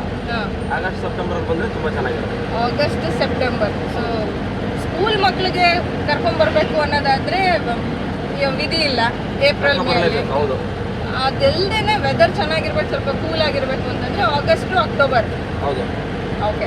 ಸೊ ಸುಬ್ರಹ್ಮಣ್ಯ ಟು ಮೈಸೂರು ರೂಟ್ಗಳು ಹೇಳಿದ್ರಿ. ಈಗ ಮೈಸೂರು ಟು ಮಂಗಳೂರು, ಯಾಕಂದ್ರೆ ನೀವು ಸಖತ್ತು ಜರ್ನಿ ಹೊಡಿತಾನೆ ಇರ್ತೀರ. ಬೇಜಾನ್ ಪ್ಲೇಸಸ್, ಅದರಲ್ಲೂ ದೇವಸ್ಥಾನ ಅದು ಇದು ಅಂತೆಲ್ಲ. ಯಾವ್ಯಾವ ಪ್ಲೇಸ್ ಕವರ್ ಮಾಡ್ತೀರಾ ನೀವು? ಮಂಗಳೂರಿಂದ ಬಂದರೆ, ಮೈಸೂರಿಂದ ಹೊರಟ್ರೆ ಮಂಗಳೂರು ಕಡೆ ಬಂದರೆ ಮಂಗಳೂರಲ್ಲಿ ಮಂಗಳಾದೇವಿ ಇದೆ, ಕದ್ರಿ ಇದೆ, ಕದ್ರಿ ಮಂಜುನಾಥ ಇದೆ, ಮತ್ತು ಗೋಕರ್ಣನಾಥ ಇದೆ, ಮತ್ತು ಸುಮಾರು ಫಾಲ್ಸ್ಗಳು ಸಿಗುತ್ತೆ. ಇಂಟೀರಿಯರ್ ಒಳಗಡೆ ಹೋಗ್ಬೇಕು. ಮತ್ತು ಕೊರಗಾಜ ಟೆಂಪಲ್ ಇದೆ, ಇತ್ತೀಚೆಗೆ ಫೇಮಸ್ ಆಗಿರೋದು. ಮತ್ತು ತಣ್ಣೀರ್ ಬಾವಿ ಅಂತೇಳಿ ಅದೊಂದು ಬೀಚ್ ಇದೆ, ತುಂಬ ಅದ್ಭುತವಾಗಿದೆ. ಸಂಜೆ ಟೈಮ್ ಹೋದರೆ ತುಂಬ ಟೈಮ್ನ ಸ್ಪೆಂಡ್ ಮಾಡ್ಬೋದು ಅಲ್ಲಿ. ಬಟ್ ಈಗ ಈ ಟೈಮಲ್ಲಿ ಟಿಲ್ ಅಕ್ಟೋಬರ್ ಬೀಚ್ ಕೂಡ ಕ್ಲೋಸ್ ಅಂತ ಹೇಳ್ತಾರಲ್ಲ. ಬೀಚ್ ಕ್ಲೋಸ್ ಆದರೆ ಬೇರೆ ಕಡೆ ಬೀಚ್ಗಳಿರುತ್ತೆ, ಆ ಬೀಚ್ಗಳಲ್ಲಿ ಹೋಗುವಂಥ ಕೆಲಸ ಮಾಡ್ಬೋದು. ಬಟ್ ಹೋಗೋದು ತಪ್ಪು ಅಂತ ಅನ್ಸುತ್ತೆ, ಯಾಕಂದರೆ ತುಂಬ ಅಲೆಗಳೆಲ್ಲ ಜಾಸ್ತಿ ಇರುತ್ತೆ. ಹಾಗಾಗಿ ದೂರದಲ್ಲೇ ನಿಂತು ನೋಡ್ಕೊಂಡು ಫೋಟೋ ಗಿಡ ತಗೊಬರೋದಿದ್ರೆ ಉತ್ತಮ. ಓಕೆ. ಸೊ ನೀವು ಕಂಟಿನ್ಯೂ ಮಾಡ್ತೀರಿ ಮೈಸೂರು ಟು ಮ್ಯಾಂಗ್ಳೂರು ಬರಬೇಕಾದ್ರೆ ಅಂತ? ಮೈಸೂರು ಟು ಮ್ಯಾಂಗ್ಳೂರು ಬರಬೇಕಾದ್ರೆ ಅದೇ ಮಂಗಳೂರು ನೋಡಿಕೊಂಡು ಉಡುಪಿ ಕಡೆ ಹೋಗ್ಬೋದು. ಉಡುಪಿ ಕಟೀಲು ರಾಜರಾಜೇಶ್ವರಿ ಟೆಂಪಲ್ ಒಳಲಿ, ಮತ್ತು ರಾಜರಾಜೇಶ್ವರಿ ಟೆಂಪಲ್ ಕಟೀಲಿಂದ ದುರ್ಗಾ ಪರಮೇಶ್ವರಿ, ಅಲ್ಲಿಂದ ಬೊಪ್ಪನಾಡು ಆಂಜನೇಯ ಟೆಂಪಲ್. ಉಡುಪಿ ಪಕ್ಕದಲ್ಲೇ ಮಲ್ಪೆ ಬೀಚ್ ಇದೆ, ಅದನ್ನು ನೋಡಿಕೊಂಡು ಹಾಗೆ ಮುರುಡೇಶ್ವರ, ಆನೆಗುಡ್ಡ, ಉಡುಪಿ. ಇದಕ್ಕೆ ಈ ದೇವಸ್ಥಾನ ಆದ್ಮೇಲೆ ಈ ದೇವಸ್ಥಾನಕ್ಕೆ ಹೋಗ್ಬೇಕು ಅನ್ನೋ ಥರ ಯಾವುದು ಆ ಥರ ಏನಿಲ್ಲ. ಬಟ್ ನಾವೇ ಒಂದು ರೂಟ್ನ ಮಾಡ್ಕೊಬಿಟ್ಟಿದ್ದೀವಿ. ಮೈಸೂರಿಂದ ಹೊರಟ್ರೆ ಒಂದು 3 days ಟ್ರಿಪ್ ತಗೋತೀವಿ. ಬೇಲೂರು, ಹಳೇಬೀಡು, ಹೊರನಾಡು, ಶೃಂಗೇರಿ, ಕೊಲ್ಲೂರು, ಸಿಗಂದೂರು, ಸಿರ್ಸಿ, ಯಾಣ, ಗೋಕರ್ಣ, ಮುರುಡೇಶ್ವರ, ಆನೆಗುಡ್ಡ, ಉಡುಪಿ, ಕಟೀಲು, ಧರ್ಮಸ್ಥಳ, ಸುಬ್ರಹ್ಮಣ್ಯ, ಡೈರೆಕ್ಟ್ ಮೈಸೂರು. ಇದೊಂದು ರೂಟು ಒರಿಜಿನಲ್. ಎಲ್ಲ ಕೇಳಿ ಹೋಗಿದ್ವಿ ಅಂತ ಫೀಲ್ ಆಗ್ತಾ ಇದೆ, ಆದ್ರೆ ನಾವು ಅಷ್ಟು ಕವರ್ ಮಾಡಲಿಲ್ಲ. 3 ದಿನದಲ್ಲಿ ಅಂತಂದ್ರೆ ಭಾನುವಾರ ನೈಟ್ ಹೊರಡ್ಬೇಕು. ಇದೆಲ್ಲ ಫ್ಯಾಮಿಲಿ ಅಂತಂದ್ರೆ ಮ್ಯಾಕ್ಸಿಮಮ್ 5 days ಬೇಕು. ಇಟ್ರಲ್ಲ ಅಲ್ಲಿಗೆ ಆಯ್ತು. ಬ್ಯಾಚುಲರ್ಸ್ ಎಲ್ಲ ಆದ್ರೆ ಓಡ್ತಾ ಇರ್ತಾರೆ, ಹಂಗಾಗಿ ಅವ್ರಿಗೆಲ್ಲ ಆದ್ರೆ ಒಂದು 3 days ಎಲ್ಲ ಆದ್ರೆ ಕವರ್ ಮಾಡ್ಕೊಂಡು ಬಂದ್ಬಿಡ್ತಾರೆ. ಪಟ ಪಟ ಪಟ ಹೋಗಿ ಪಟ ಪಟ ಪಟ ಬರಬೇಕು. ಫ್ಯಾಮಿಲಿ ಅವರು ಹೋದ್ರೆ ಒಂದು ಹೋಟ್ಲಿಗೆ ಹೋದ್ರೆ ದೇವಸ್ಥಾನದ ಒಳಗಡೆ ಹೋಗಿದ್ರು ಬಿಟ್ರೆ ಗೊತ್ತಿಲ್ಲ, ಹೋಗಿ ಬಂದ್ವಿ ಅಂತಾರೆ. ಬಟ್ ಫ್ಯಾಮಿಲಿ ಬಂದು ಹಂಗಲ್ಲ, ದೇವಸ್ಥಾನದ ಒಳಗಡೆ ನೀವು ಹೋಗಿ ಅರ್ಧ ಗಂಟೆ ಸ್ಪೆಂಡ್ ಮಾಡಿ ಬರೋದು. ನಿಮ್ಗೊಂಚೂರು ಪ್ರಸಾದನೂ ಕೊಡಲ್ವಾ ಸರ್? ನಿಮ್ಮಂತವ್ರು ಕರ್ಕೊಂಡ್ ಹೋಗ್ತೀವಲ್ಲ, ನೀವು ದರ್ಶನ ಮಾಡಿರ್ತೀರಲ್ಲ, ಅದೇ ಒಂದು ದೊಡ್ಡ ಪ್ರಸಾದ ನಮ್ಗೆ. ಹತ್ತಿಸ್ಬಿಟ್ರು. ಏನು ಮಾಡೋಣ, ಮೇಲೆ ಕೂತಿದ್ದೀವಿ ಆಲ್ರೆಡಿ ನಾವು. ಸೊ ಫಾಸ್ಟಾಗಿ ಪಟ ಮೂವ್ ಆದರೆ ನಾವು 3 ಡೇಸಲ್ಲಿ ಕವರ್ ಮಾಡ್ಬೋದು ಇಷ್ಟು ಪ್ಲೇಸನ್ನ. ಹೌದು ಖಂಡಿತ. ಫ್ಯಾಮಿಲಿ ಆದರೆ 5 ಡೇಸ್ ಬೇಕಾಗುತ್ತೆ. ಮತ್ತೆ ಬಸ್ಸಲ್ಲಿ ಏನಾದ್ರು ಬಂದರೆ ಇವಾಗ ಆಧಾರ್ ಕಾರ್ಡ್ ಬಸ್ ಫ್ರೀ ಇದೆಯಲ್ಲ, ಬಸ್ಸಲ್ಲಿ ಬಂದ್ರೂ ಕೂಡ ಕವರ್ ಮಾಡ್ಬೋದು. ಅಂದರೆ ಮ್ಯಾಕ್ಸಿಮಮ್ ಒಂದು 5 ಡೇಸ್ ಬೇಕು ಅವ್ರೂ ಬಸ್ಸಲ್ಲಿ ಬರ್ತೀನಿ ಅಂದರೆ. ಡೈರೆಕ್ಟ್ ಮೈಸೂರಿಂದ ಹೊರನಾಡಿಗಿದೆ, ಸಂಜೆ 6 ಗಂಟೆಗೆ ಬಸ್ ಬಿಡುತ್ತೆ. ಅಲ್ಲಿಂದ ಬಿಟ್ಟರೆ ಬೆಳಿಗ್ಗೆ 5 ಗಂಟೆಗೆ ಬರುತ್ತೆ. ತಿರ್ಗಾ ದರ್ಶನ ಮಾಡಿ ಅಲ್ಲಿಂದ 9 ಗಂಟೆಗೆ ಹೊರನಾಡಿಂದ ಶೃಂಗೇರಿಗೆ ಹೊರಡುತ್ತೆ ಬಸ್ಸು. ಅಲ್ಲಿಂದ 1.5 ಅವರ್. ಮತ್ತು ಅಲ್ಲಿಂದ 12-12ವರೆಗೆ ಶೃಂಗೇರಿಗೆ ಹೋಗುತ್ತೆ. ಶೃಂಗೇರಿ ಮುಗಿಸ್ಕೊಂಡು ಊಟ ಮುಗಿಸ್ಕೊಂಡು 1:30ಗೆ ಅಲ್ಲಿಂದ ಹೊರಟ್ರೆ 2-2:15-3 ಗಂಟೆಗೆ ಅಲ್ಲಿಂದ ಕೊಲ್ಲೂರಿಗೆ ಹೊರಡುತ್ತೆ ಬಸ್ಸು. ಅಲ್ಲಿಂದ ಸಂಜೆ 4ರಿಂದ 4:15ಗೆ ಕೊಲ್ಲೂರು ತಲುಪುತ್ತೆ. ಕೊಲ್ಲೂರಲ್ಲಿ ದರ್ಶನ ಮಾಡಿ ಸ್ಟೇ ಆಗ್ಬೋದು. ಮಾರ್ನಿಂಗ್ ಅಲ್ಲಿಂದ ಲೋಕಲ್ ಆಟೋಗಳು ಮತ್ತು ಟೂರಿಸ್ಟ್ ಗಾಡಿಗಳೆಲ್ಲ ಸಿಗುತ್ತೆ. ಅಲ್ಲಿಂದ ನಿಯರೆಸ್ಟು ಅಲ್ಲಿಂದ ಮುರುಡೇಶ್ವರ ಹೋಗ್ಬೋದು. ಯಾಕಂದರೆ ಮುರುಡೇಶ್ವರ ಟು ಕೊಲ್ಲೂರಿಗೆ ಬಸ್ ವ್ಯವಸ್ಥೆಗಳಿಲ್ಲ. ಹಂಗಾಗಿ ಇನ್ನು ಮುರುಡೇಶ್ವರ ಹೋದ್ಮೇಲೆ ಮುರುಡೇಶ್ವರದಿಂದ ಉಡುಪಿ ಈ ಕಡೆ ಎಲ್ಲ ತುಂಬ ಇದೆ ಬಸ್ಗಳು. ಹಾಗಾಗಿ ಅಲ್ಲಿಂದ ಪ್ರೈವೇಟ್ ಬಸ್ಗಳು ಸಿಕ್ಕಾಬಿಟ್ಟೆ ಫಾಸ್ಟ್ ಇರುತ್ತೆ, ಒಂದಾದ್ಮೇಲೆ ಒಂದು ಬರ್ತಾನೆ ಇರುತ್ತೆ. ಹೌದು, ವೇಟ್ ಮಾಡಬೇಕು. ಬಸ್ಸಲ್ಲಿ ಬರೋರು ಕೂಡ ಅದನ್ನ ವ್ಯವಸ್ಥೆ ಮಾಡ್ಕೊಂಡು ಬರ್ಬೋದು. ಓಕೆ, ನಾವೇ ವೆಹಿಕಲ್ ಮಾಡ್ಕೊಂಡು ಬರಬೇಕು ಅನ್ನೋದಿಲ್ಲ, ಬಟ್ ಏನಂತಂದ್ರೆ ಪಟ ಮಾಡಬೇಕು. ಹೌದು ಸರ್, ನಮ್ಗೆ ಫಸ್ಟು ಸಿಗಂದೂರಿಗೆ ಹೋಗಬೇಕು ಅಂತಂದರೆ, ಯಾಕಂದ್ರೆ ನಾವು ಫಸ್ಟ್ ಟೈಮ್ ಹೋದಾಗಲೂ ನಾವು ಲಾಂಜಲ್ಲೇ ಹೋಗಿದ್ದು, ಗಾಡಿನ ಲಾಂಜ್ ಹಾಕೊಂಡು. ಸಿಗಂದೂರಿಗೆ ಡೈರೆಕ್ಟ್ ಮೈಸೂರು ಪಾಂಡುಪುರದಿಂದ ಡೈರೆಕ್ಟ್ ಅರಸೀಕೆರೆಯಿಂದ ಶಿವಮೊಗ್ಗದಿಂದ ಸಾಗರದಿಂದ ಹೊಳೆಬಾಗ್ಲಿಂದ ಸಿಗಂದೂರು ಹೋಗುತ್ತೆ. ಅದು ಬೋಟಲ್ಲಿ ಹೋಗೋ ವ್ಯವಸ್ಥೆ ಇರುತ್ತೆ. ಬೆಳಗ್ಗೆ 8:30ರಿಂದ ಸಂಜೆ 5 ಗಂಟೆ ತನಕ ಇರುತ್ತೆ ಅದು ಅಷ್ಟೇ. ಅದಾದ್ಮೇಲೆ ಮತ್ತೆ ವೆಹಿಕಲ್ಗಳು ಯಾವುದು ಕೂಡ ಆ ರೂಟಲ್ಲಿ ಹಾಕಲ್ಲ. ಇವಾಗ ಮುಂಚೆ ಹಾಕ್ತಾ ಇದ್ರು, ಇವಾಗ ವೆಹಿಕಲ್ಗಳು ಯಾವುದು ಹಾಕಲ್ಲ. ಲಾಂಚಲ್ಲಿ ಇವಾಗ ಗಾಡಿಗಳನ್ನ ಹಾಕಲ್ಲ, ಕಡಿಮೆ ಹಾಕೋದು. ಚಿಕ್ಕ ವೆಹಿಕಲ್ಗಳು ಮಾತ್ರ ಹಾಕ್ತಾರೆ. ಟಿಟಿಗಳು, ಮಿನಿ ಬಸ್ ಇಂಥದ್ದು ಯಾವುದು ಹಾಕಲ್ಲ. ಅಲ್ಲಿಂದ ಜನನ ಮಾತ್ರ ಕರ್ಕೊಂಡು ಹೋಗ್ತಾರೆ. ಅಲ್ಲಿಂದ ಜೀಪಲ್ಲಿ ಟ್ರ್ಯಾಕ್ಸ್ ಆಟೋಗಳಿದ್ದಾವೆ, ಅದ್ರಲ್ಲಿ ಹೋಗ್ಬೇಕು ಅಂದರೆ ದೇವಸ್ಥಾನಕ್ಕೆ 30 ರೂಪಾಯಿ ಟಿಕೆಟ್ ತೊಗೊತಾರೆ. ಇಲ್ಲ ಡೈರೆಕ್ಟ್ ಹೋಗಬೇಕು ಅಂತಂದರೆ ಶಿವಮೊಗ್ಗದಿಂದ 500ರಿಂದ ರಿಪ್ಪನ್ಪೇಟೆ, ಹೊಸನಗರ, ನಿಟ್ಟೂರಿಂದ ತುಮ್ರಿಯಿಂದ ಸಿಗಂದೂರು. ಡೈರೆಕ್ಟ್ ಟೆಂಪಲ್ ಹತ್ರಕ್ಕೇ ವೆಹಿಕಲ್ ಹೋಗುತ್ತೆ. ಬಟ್ ರೋಡು ತುಂಬ ಚೆನ್ನಾಗಿದೆ. ಬಟ್ ಸಿಂಗಲ್ ರೋಡು, ಗಾಡಿ ಓಡಿಸೋಂಥವ್ರು ಸ್ಪೀಡ್ನ ಕಂಟ್ರೋಲ್ ಮಾಡ್ಕೊಂಡು ಆರಾಮಾಗಿ ಹೋದ್ರೆ ಕೂಲಾಗಿ ಒಂದು ಹಾಡು ಹಾಕೊಂಡು ಕೂಲಾಗಿ ಹೋಯ್ತಾ ಇದ್ರೆ ಬೇಗ 7 ಗಂಟೆ ಮುಂಚೆ ಹೋಗ್ಬೇಕು. ಯಾಕಂದ್ರೆ 7 ಗಂಟೆಗೆ ಕ್ಲೋಸ್ ಆಗಿದೆ. 7 ಗಂಟೆ ಅಂತ ಹೇಳಿದ್ರೆ ನಮ್ಮವ್ರು 8 ಗಂಟೆ ಮಾಡ್ತಾರೆ. ಹಂಗಾಗಿ 6 ಗಂಟೆ ಅಂತಾನೆ ಅನ್ಕೊಂಡು ನಾವು ಮೈಂಡ್ 6 ಗಂಟೆ ಅಂತ ಅನ್ಕೊಂಡ್ರೆ 6 ಗಂಟೆ ಅಂತ ಟಾರ್ಗೆಟ್ ಇಟ್ಕೊಂಡು ಹೋದ್ರೆ 7 ಗಂಟೆ ಒಳಗಡೆ ತಲುಪ್ತೀವಿ. ಅಟ್ಲೀಸ್ಟ್ ಒಂದು ಅರ್ಧ ಗಂಟೆ ದರ್ಶನ ಮಾಡಿ ಕೂತ್ ಬರ್ಬೋದು. ಬಟ್ 7 ಗಂಟೆಗೆ ಕ್ಲೋಸ್ ಅಂತೂ ಆಗುತ್ತೆ. ತುಂಬಾ ಪಂಕ್ಚುಯಲ್ ಆಗಿ ಕ್ಲೋಸ್ ಮಾಡ್ತಾರೆ. ಮ್ಯಾಕ್ಸಿಮಮ್ 7-7:15. ಯಾಕಂದ್ರೆ ಬೆಳಗ್ಗೆ 4:15ಗೆ ಓಪನ್ ಆಗಿರುತ್ತೆ. ಬೆಳಗ್ಗೆ 4:15ಗೆ ಓಪನ್ ಆಗಿ ಮತ್ತೆ 6 ಗಂಟೆ ಕ್ಲೋಸ್ ಆಗುತ್ತೆ. ತಿರ್ಗಿ 7 ಗಂಟೆಗೆ ಓಪನ್ ಆಗಿ ಮಧ್ಯಾಹ್ನ 12:30 ಕ್ಲೋಸ್ ಆಗುತ್ತೆ. ಮತ್ತೆ 12:30 ಮಧ್ಯಾಹ್ನ ತಿರ್ಗಿ ಸಂಜೆ 4 ಗಂಟೆ ಓಪನ್ ಆಗಿ 7 ಗಂಟೆ ಕ್ಲೋಸ್ ಆಗುತ್ತೆ. ಅಕಸ್ಮಾತ್ ದರ್ಶನ ಆಗಲಿಲ್ಲ ಅಂದ್ರೂ ತೊಂದರೆ ಇಲ್ಲ. ಅಲ್ಲೇ ಬೆಳಿಗ್ಗೆ ತಿಂಡಿ ಕೊಡ್ತಾರೆ, ಮಧ್ಯಾಹ್ನ ಊಟ ಇದೆ, ರಾತ್ರಿ ಊಟನೂ ಕೊಡ್ತಾರೆ. ಊಟ ಮಾಡಿ ಆರಾಮಾಗಿ ರೆಸ್ಟ್ ಮಾಡ್ಬೋದು. ಅಲ್ಲೇ ರೂಮ್ ವ್ಯವಸ್ಥೆ ದೇವಸ್ಥಾನದ ರೂಮು ಇದೆ. ಅಲ್ಲೇ 500 ರೂಪೀಸ್ 600 ರೂಪೀಸ್ ತೊಗೊತಾರೆ. ಆರಾಮಾಗಿ ಫ್ಯಾಮಿಲಿ ಎಲ್ಲ ಹೋದ್ರು ಅಂದರೆ ಆರಾಮಾಗಿ ಆಲ್ಟ್ ಮಾಡಿ ಬೆಳಗ್ಗೆ ಬೇಕಾದ್ರೆ ಅಲ್ಲಿಂದ ದರ್ಶನ ಮುಗಿಸ್ಕೊಂಡು ಜೋಗ್ ಫಾಲ್ಸು ಮತ್ತು ಬಳೆ ಪದ್ಮಾವತಿ ನೋಡ್ಕೊಂಡು ಬೇಕಾದ್ರೆ ಸಿರ್ಸಿ ಯಾಣ ನೋಡ್ಕೊಂಡು ಬೇಕಾದ್ರೆ ಮೈಸೂರು ಕಡೆ ಬರೋ ಅಂತಿದ್ರೆ ಬರ್ಬೋದು. ಸಿಗಂದೂರ್ ಹಿಸ್ಟ್ರಿ ಬಗ್ಗೆ ನಿಮ್ಗೆ ಏನಾದರೂ ಗೊತ್ತಾ? ಏನು ಗೊತ್ತಿಲ್ಲ ನಮಗೂ. ತಕ್ಕಮಟ್ಟ ಗೊತ್ತಿರೋ ಅಂಥದ್ದೇನಪ್ಪ ಅಂದರೆ ಸಿಗಂದೂರು ಚೌಡೇಶ್ವರಿ ಶರಾವತಿ ಬ್ಯಾಕ್ ವಾಟರ್ಲಿರೋದು. ಹಾಗಾಗಿ ಅಲ್ಲಿ ತುಂಬ ಇತಿಹಾಸ ಇದೆಯಂತೆ. ಹಾಗಾಗಿ ಅಲ್ಲಿ ಬಂಗಾರಮುಖಿ ಮತ್ತು ಬೆಳ್ಳಿಮುಖಿ ಅನ್ನೋಂಥವ್ರು ಇಬ್ಬರು ಕೂಡ ಅವರ ಸೇವಕರು. ಅವರು ಚೌಡೇಶ್ವರಿ ತಾಯಿ ಅಲ್ಲಿ ಪ್ರತಿಷ್ಠಾಪನೆ ಆಗೋದಾಗ ಅವರಿಬ್ಬರನ್ನು ಕೂಡ ಅವ್ರನ್ನ ಕಾಯ್ತಾ ಇದ್ರಂತೆ. ಹಾಗಾಗಿ ಶರಾವತಿ ನದಿ ಜಾಸ್ತಿ ನೀರು ಬಂದು ಮುಳುಗಡೆ ಆದಾಗ ಅಲ್ಲಿದ್ದಂಥ ವಿಗ್ರಹನ ತಂದು ಮೇಲ್ಗಡೆ ಪ್ರತಿಷ್ಠಾಪನೆ ಮಾಡಿದ್ದಾರೆ. ಅದು ಇವಾಗ ಸಿಗಂದೂರು ಅಂತ ಆಗಿದೆ. ನಾನು ಫಸ್ಟ್ ಟೈಮು ಈ ಫೀಲ್ಡಲ್ಲಿ ಬಂದಾಗ, ಈ ಡ್ರೈವಿಂಗ್ ಫೀಲ್ಡಿಗೆ ಬಂದಾಗ ಅದೇ ತಾನೇ ತಗೊಬಂದು ಪ್ರತಿಷ್ಠಾಪನೆ ಮಾಡಿ 1.5ರಿಂದ 2 ತಿಂಗಳಾಗಿತ್ತು. ಅವಾಗ ಗರಿಯಲ್ಲಿ ಕಟ್ಟಿದ್ರು ಅದೊಂದು ಚಿಕ್ಕ ದೇವಸ್ಥಾನ. ಯಾರು ಇರ್ತಿರ್ಲಿಲ್ಲ, ಬರೀ ಬೆಳಿಗ್ಗೆ ಒಂದು ಪೂಜೆ ಮಾಡಿ ಹೋಗ್ತಿದ್ರಂತ ಅಷ್ಟೇ. ನಾವು ಹೋದಾಗ ತುಂಬ ಸಾಹಸ ಮಾಡ್ಕೊಂಡು ಇಂಡಿಕಾ ಕಾರ್ ಇತ್ತು, ಭಾಳ ಸಾಹಸ ಮಾಡ್ಕೊಂಡು ಅಲ್ಲಿಗೆ ಹೋಗಿದ್ವಿ. ಎಲ್ಲ ಮಣ್ಣು ಲಾಂಚಲ್ಲಿ ಹೋಗಿ ಮಣ್ಣೆಲ್ಲ ಫುಲ್ಲು ಕೆಸರು ಹೋಗೋದಕ್ಕೆ ದೇವಸ್ಥಾನಕ್ಕೆ. ಈಗೆಲ್ಲ ತುಂಬ ಚೆನ್ನಾಗಿದೆ ಬಿಡಿ ವ್ಯವಸ್ಥೆ. ಗರ್ಭಗುಡಿ ಏನಿದೆ, ಗರ್ಭಗುಡಿ ಹತ್ರಕ್ಕೇನೆ ಗಾಡಿ ತಗೊಂಡು ನಿಲ್ಲಿಸಿ ನಾವೇ ಗರಿ ಓಪನ್ ಮಾಡಿ ದರ್ಶನ ಮಾಡ್ಕೊಂಡು ಬರ್ತಾ ಇದ್ದು. ಇವತ್ತು ತುಂಬ ಅಭಿವೃದ್ಧಿ ಹೊಂದಿದೆ.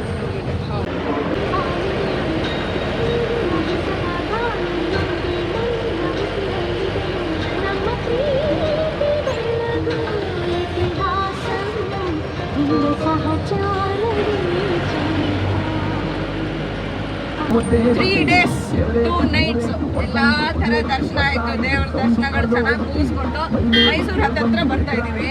ಹಾಗೆ ಮಾತಾಡ್ತಾ ನಾನು ಇನ್ನೊಂದು ವಿಷಯ ಕೇಳಬೇಕು ಸರ್. ಈಗ ಜಾಸ್ತಿ ಓದಿರೋರು ಹುಡುಗರು ಊಬರು ಓಲಾ ಅದನ್ನ ಓಡಿಸ್ಕೊಂಡಾಗ ಜೀವನ ಸಾಗಿಸ್ಬೋದು, ಅಥವಾ ಸೈಡ್ ಬಿಸ್ನೆಸ್ ಅಂತ ಆಗತ್ತೆ ಓದೋ ಹುಡುಗರಿಗೆ ಅನ್ನೋ ಥರ ಶುರು ಮಾಡಿದ್ದಾರೆ.